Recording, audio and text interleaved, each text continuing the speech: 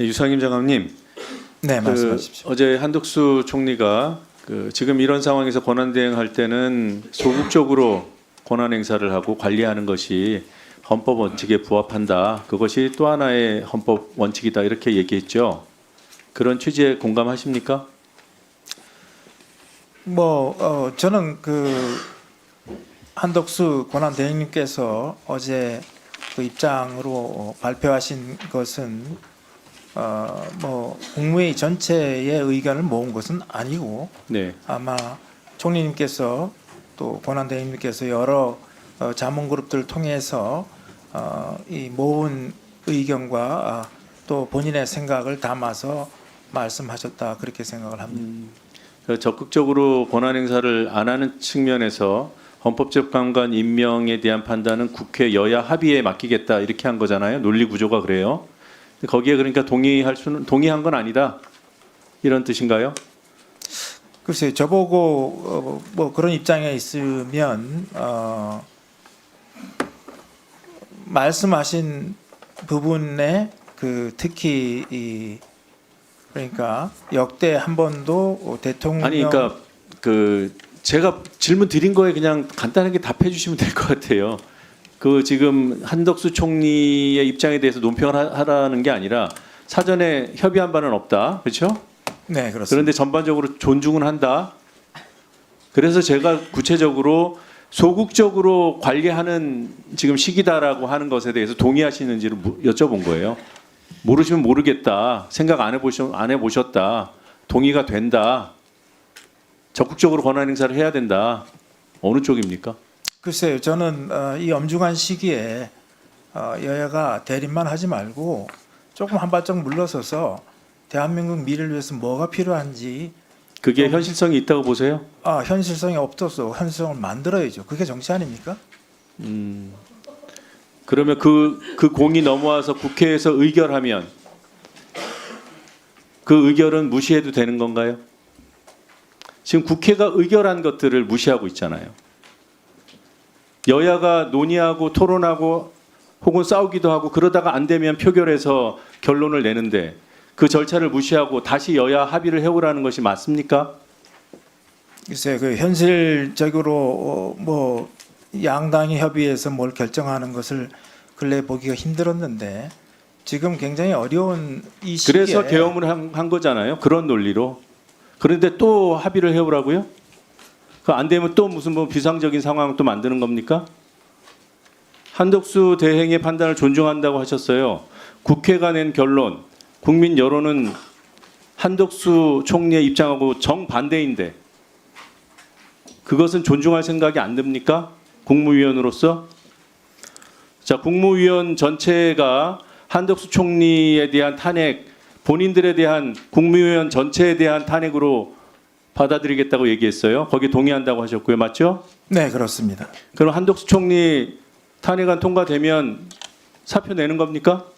아니요, 사표 내는 게 아니라 그것은 이제 스스로 그럼 직무를 정지하십니까? 아니요, 이 정부를 무력화하는 꼴이 되겠죠.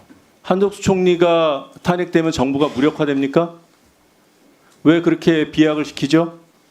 비약이 아니라 당연히 지금 그 결과가 되지 않겠습니까? 행정부가 국회를 무력화하고 있잖아요. 국회에서 의결한 것들을 거부하고 임명동의안 처리했는데 임명 안 하고 그래놓고 모여서 기자회견하면서 한덕수 총리 탄핵하면 우리 모두에 대한 탄핵이라고.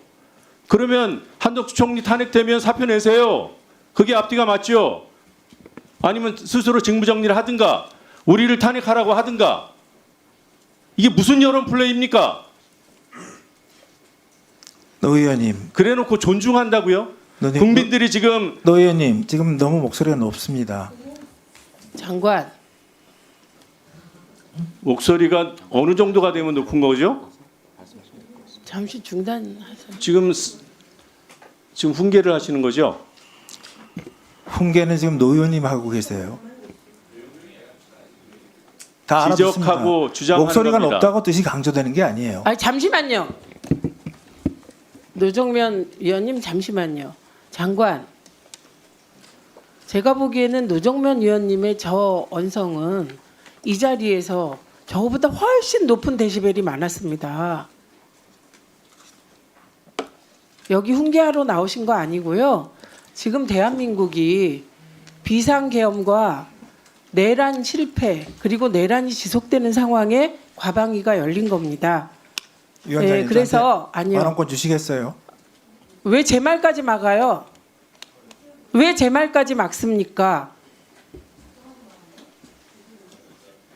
지금 그냥 위원님들 말씀에 본인의 생각을 명확히 말씀하시면 됩니다.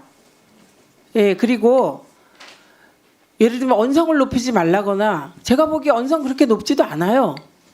더 높은 경우도 많았습니다. 그러지 마십시오. 마시고 위원님 질문에 따박따박 답하시고요. 3번부터 다시 시작하세요.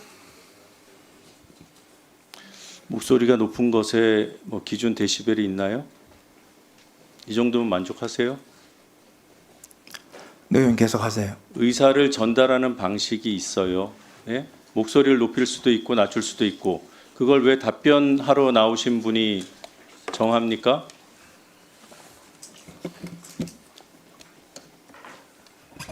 본인이 듣기에 좀 언짢게 들리거나 목소리가 크다고 느껴지면 그 상대에게 그렇게 요구할 수 있는 거예요? 그럴 수 있는 거예요? 제가 이 질문을 하면서 목소리가 그 이전보다 높아진 것 같습니다. 제가 생각하기에 정점. 왜 국회의 의결과 국민의 여론을 무시하냐? 그건 존중이 안 되냐? 그 부분에 대해서 답변을 안 하셨어요, 아직은. 그 답변부터 한번 해보시죠. 한덕수 총리의 입장을 존중한다는 부분은 충분히 이해됩니다. 같은 국무위원으로서 그럴 수 있어요.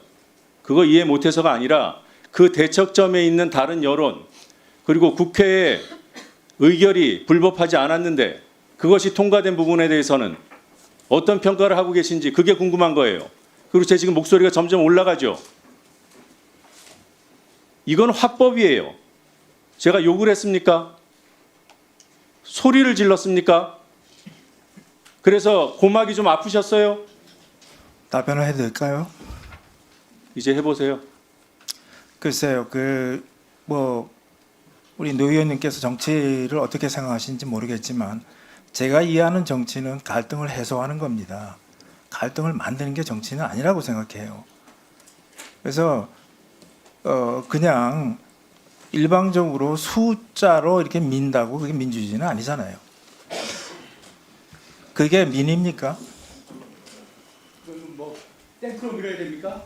그래서 그러면 그래서- 하시고 싶은 모든 아니 그러니까 네. 국민들 그래서 다 탄핵하고 정부를 무력화하면 얻을 수 있는 게 뭔가요?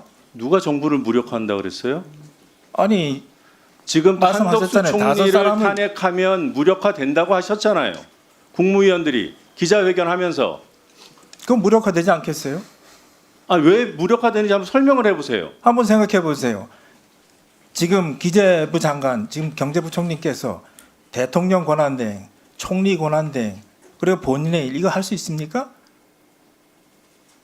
그리고 또 하나 지금 그래서 그 정부가 무력화된다는 그 논리를 가지고 한덕수 총리 탄핵하지 말라 이런 정치 공세하시는 거예요 혹시? 그거 혹시 뭐 키친 게임 뭐 그런 겁니까? 글쎄 그런 지금 치킨 게임. 질의답은 제가 잘못 하고 싶지 말했습니다. 않습니다. 아니 그렇게 오해될 수 있잖아요. 한덕수 총리에 대해서 탄핵 사유가 있냐 없냐가 핵심 쟁점이지. 탄핵 사유가 있다 없다를 얘기하면 듣겠습니다. 그런데 탄핵을 하면 전체 국무위원에 대한 탄핵과 마찬가지다. 정부가 무력화된다. 이 비약의 논거가 뭐냐는 거예요. 그럴 것이다. 이미 대통령이 탄핵되어 있는 상황입니다. 대통령이 지금 장관 입으로 말씀하신 대로 불법이 명백한 우리는 내란으로 규정하는 그 일을 저질렀어요. 그래서 이 혼란이 이뤄진 거예요. 대통령이 탄핵된 상황이니까 국정의 안정은 좀 취할 수 있도록 도와주셔야 된다 이 말씀을 드리는 겁니다. 그러니까 국정이 안정되게 헌법기관이 돌아가게 헌법재판관이라도 임명을 하라는 겁니다. 그게 무리한 요구입니까? 그거는 헌법재판관이 덜 차서 탄핵당한 윤석열 씨에 대한 탄핵 결정을 미루라는 그 신호로 읽히지 않겠어요? 그렇게 의심하는 국민들의 목소리와 우려는 안 들리십니까? 안 보이십니까?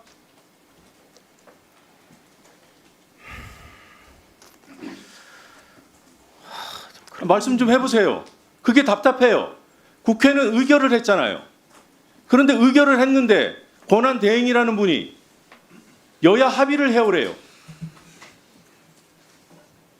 이 논란의 쳇바퀴를 계속 돌리면 누가 이익을 보겠습니까?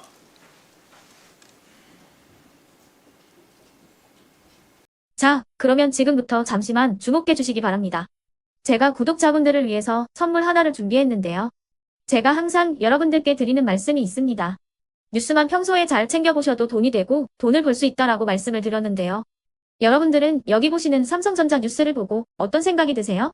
아니면 정치인들의 뉴스, 날씨 뉴스를 보고는 어떤 생각이 드시나요? 그냥 뉴스만 보고 끝내는지 아니면 이 뉴스를 어떻게 이용할 수 있는지 이 부분을 고민하고 계시는지를 되물어보고 싶습니다. 그 이유가 뭐냐 하면 제가 지난번에 여러분들께 뭐라고 말씀을 드렸었죠? 지금은 반도체 섹터를 눈여겨보셔야 한다고 말씀드렸습니다. 그리고 나서 이런 썸네일들 뉴스를 통해서 많이 보셨을 겁니다. 반도체 내용이 이슈가 됐을 때 부자들은 어떻게 생각한다? 반도체 관련주들은 뭐가 있는지, 어떤 종목이 가장 좋은지, 어디에 투자해야 돈이 몰리는지 자연스럽게 생각한다고 제가 말씀을 드렸죠. 그 이유가 뭐냐 하면 부자들이 봤을 때는 이슈가 곧 돈으로 이어지고 그 이슈가 나에게 돈을 벌어준다는 경험적 확신이 있기 때문에 부자들은 항상 이런 사회적 이슈를 관심 있게 챙겨본다고 제가 말씀을 드렸습니다. 이번에도 마찬가지인데요. 제가 지난번에 시청자분들과 함께하는 주식으로 수익 내기 이벤트를 진행했었죠. 당연히 100% 무료로 진행을 했었고요.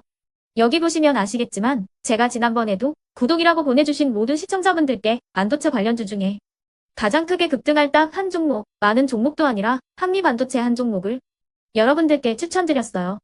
그러면서 여기 나와 있는 대로 정확히 얼마에 매수해야 하는지, 그리고 수익률이 어느 정도 나왔을 때 팔아야 하는지를 이런 부분들까지 여러분들에게 정확히 알려드렸었는데 지금 실제로 어떻게 되었다? 오른쪽을 보시면 아시겠지만 제가 지난번 문자 발송으로 이 한미반도체를 소개해드리고 나서 실제로 이렇게 5배 이상 어마무시한 상승이 나왔습니다.